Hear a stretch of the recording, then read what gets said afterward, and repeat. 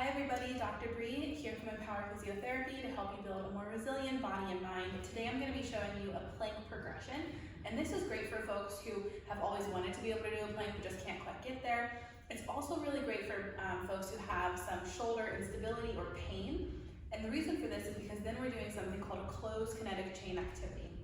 So open kinetic chain is when the limb is moving in space, so think bicep curl, okay, or even chest press.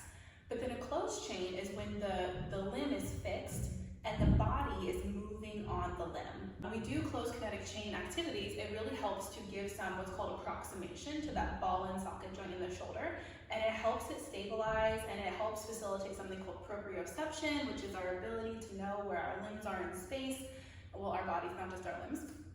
And it can really help to calm down shoulder instability and help you learn to kind of trust your shoulder again. However, jumping to a full plank or something more advanced than that is probably going to be too much at first. What we can do is we can start with something simple called a modified wall plank. Okay? And of course, the more vertical I am, the easier it's going to be. So we still want, just like we would want a plank on the floor, the wrists, shoulders, our elbows and shoulders all in one line. Okay? And if that feels okay, I can walk my feet back and go into a little bit more of an incline. And if that feels okay, I can walk everything down. And I can continue until I'm at a pretty good incline. And then eventually I can move on to actually being on the floor. Start in a modified kind of push-up position. Okay, so on the knees, but again, you want your limb fully in line, elbow, wrist, shoulder. Okay, and just like on the wall, the further back my knees are, the more difficult this is. And then eventually, I can come up all the way onto my hands.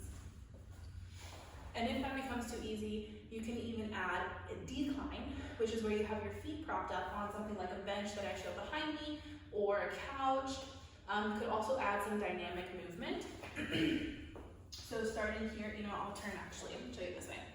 So starting here in a dynamic plank, you could move with some rocking, gently shifting side to side, forward and back. You could add some taps to the wrist, to the elbow, to the shoulder, and then eventually you could even add rocking from one side to center and then back to the other side. Okay, so those are all the exercises in the plank progression. I hope that you liked it. Of course, we can always make it more difficult, but this is a great start for you.